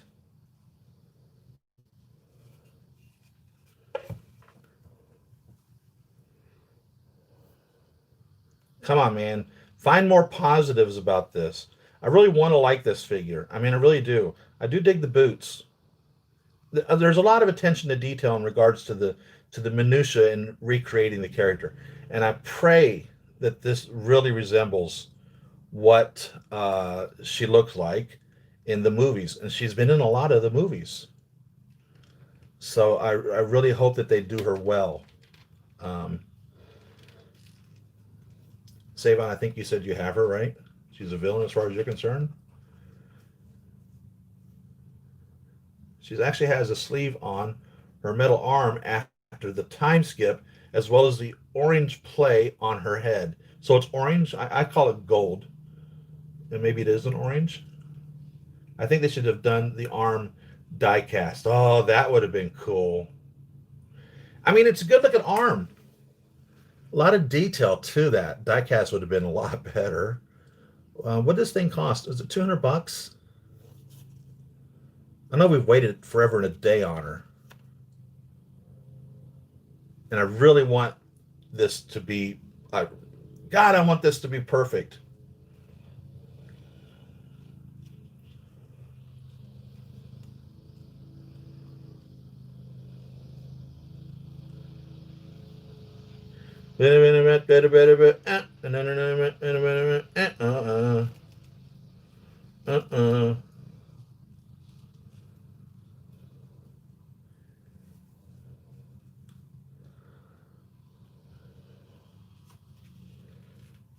So I'm trying to figure out, is this a onesie? So this is a perhaps a coat over her shoulders that may or may not be able to come off. It's sewn unglued on. So if you're starting to take that off, you're really getting into some serious customization here.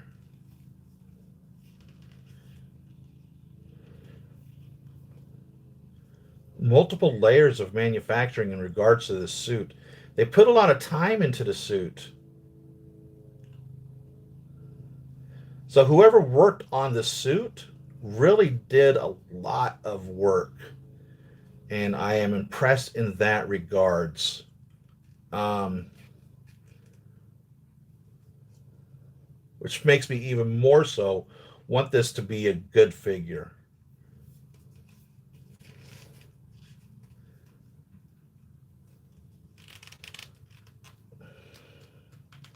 I'm wondering if this arm comes out.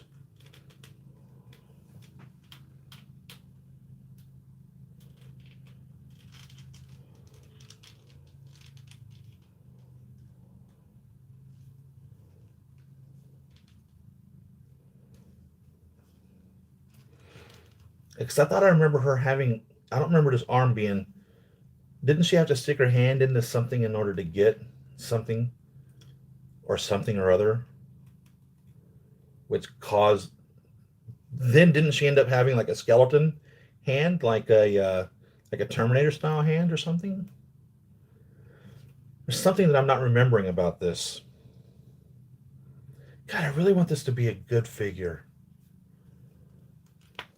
You know, when you have a character like Nebula who gets a lot of screen time, but ends up not getting the character love in regards to the figures, you really pray that when they get the figure to you, that it's the god best thing ever, you know? And whenever they end up putting something out that isn't the best that it could be, and it's the only time you're going to get to see this character, because I guarantee they're not cranking out another Nebula, it becomes disappointing.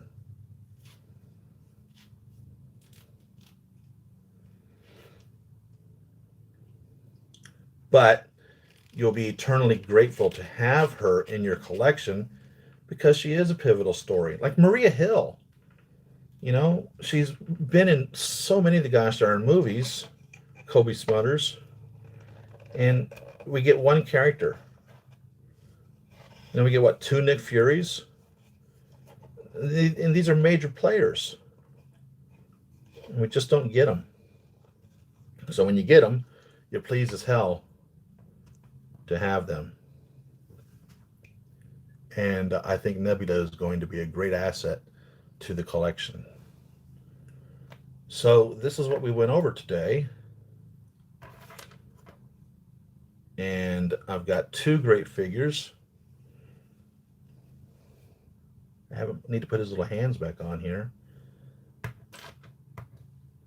That we've gone over. And there's that.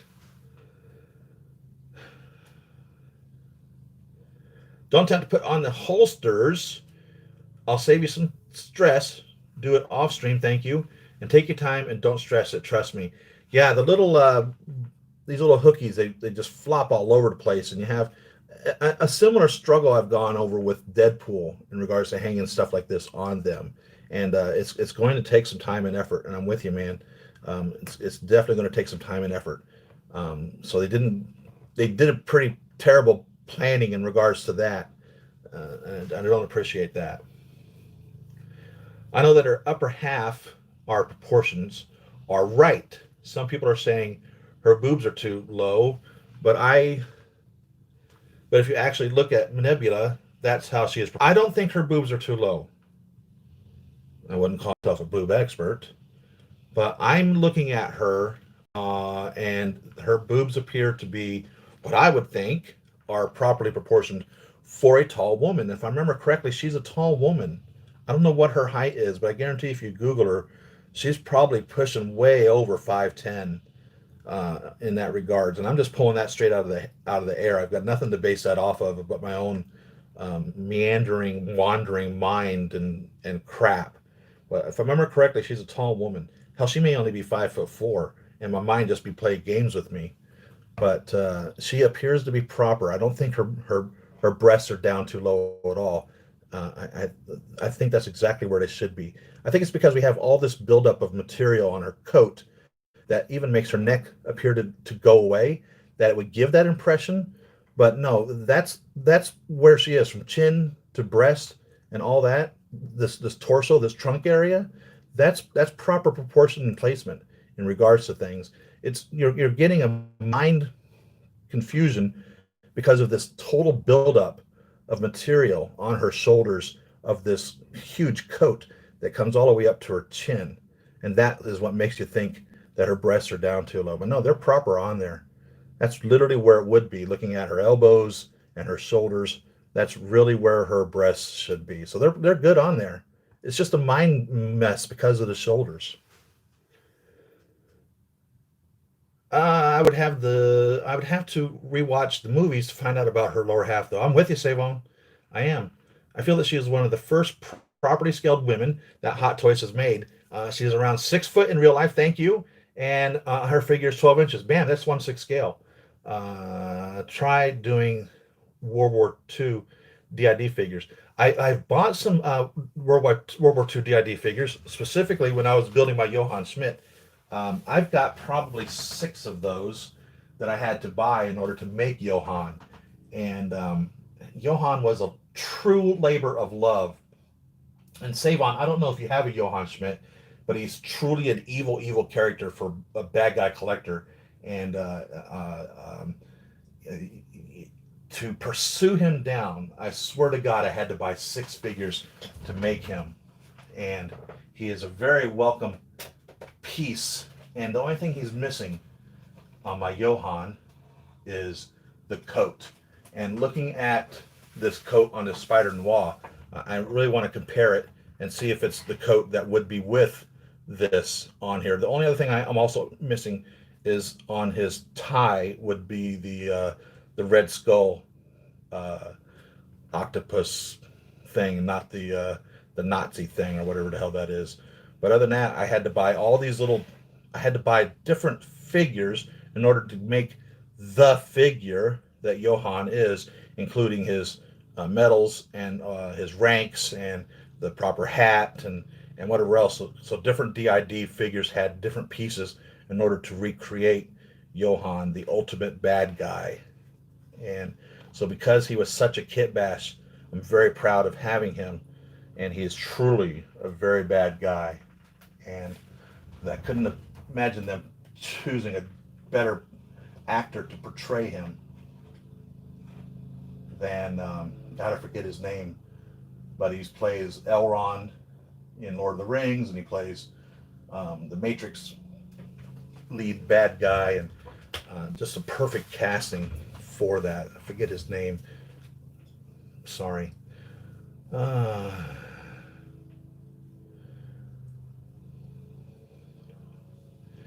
I do have him. I've recently bought a second one so I can display him both ways. Johann, you got a Johann Schmidt?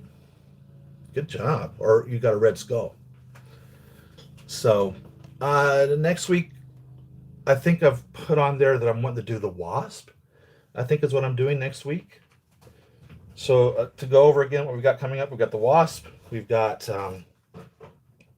Iron Spider. Oh man, I'm already leaning towards that. Negasonic Teenage Warhead. Maybe I'll do Negasonic Teenage Warhead, truthfully. Man, I'm going to have to start drawing lots, throwing dice to figure out which one to do next. The only one I'm not excited about of my collection right now that's left is the Old Soldier. And that's sad. I want to be excited about the Old Soldier. And right now I'm not. So thanks for tuning in, guys. I've kept you all about 2 hours now. I'm going to start wrapping this up. My wife had surgery day before yesterday, or maybe it was yesterday, day before yesterday, for them to install a fistula in her arm to be able to have home dialysis performed on her. And evidently this thing is supposed to vibrate or move or something, and it takes a couple months for it to function properly. And after they did the surgery on her on Thursday, they examined her at the dialysis clinic, and it's not making any sounds. And supposedly it's supposed to trill or vibrate or something, and it's not. So she may have to go under the knife again to have them reinstall this into her arm. And it's a nasty scar, man. It looks like a Joker mouth scar where they really just dug in there, jagged whole mess in regards to that. And they don't sew it up. It's put together with super glue, believe it or not. It's a crazy, crazy, crazy thing. So that's what's going on in my personal life. I've shared with you guys my wife ever since my wife had her cardiac arrest last year. It's been a major part of my life. It's a life-changing thing that's happened to me. It's really really messed me up, and has had me get a whole nother view on life whenever tragedy like that happens. So you guys have reached out to me in regards to being a support network during this last year and all that it's gone through. And I love every one of you, and thank you for being there for me. And you guys ask with such sincerity her condition. So I share with you her condition only because you guys have given me the impression that you care. And thank you. It's great to be loved like that. Thanks. If you want to contribute, you can help out by liking, giving a thumbs up, subscribing, sharing the video. All those help the Matrix in YouTube. But in all honesty, YouTube pays me 2 pennies for every 1,000 clicks on a video. So I don't make any money on YouTube. Don't think for 1 second that I'm rolling in dough and YouTube's paying for these figures. They are not. These figures are coming out of my disposable income. And I will never probably ever make any type of an income, no matter what the IRS claims I'm doing and makes me account for all of this money that I'm buying and spending and shit. There's no income here. There really isn't. Google loves sending them, my $90 a year or whatever the hell it was I made as an income. And the IRS is like, well, we got to tax that. I'm like, hell, I spent freaking $10,000 on figures. So if you want to call it a business, we'll go that route. But I'm losing more money than I'm making. So if you want to contribute, patreon.com, Siri.Emerald, Siri Emerald, www.patreon.com/Siri Emerald. If you want to contribute, I have a P.O. box if you want to send gifts, letters, cards, whatever. Some of you have reached out in the past, and I honor and love everyone. Every time, anytime anyone does anything like that, it's so heart welcomed and loved, and will always be appreciated. And you will always hold a special place in my heart for just the smallest things that you guys done. And some of you have done huge things. I love my Jean-Luc Picard. Thank you very much. Oh my God, one of the best things that ever happened was getting that, because it was such an outreach of love from you guys. And I love every one of you. And I appreciate you guys spending your time with me, these 2 hours that you do every week.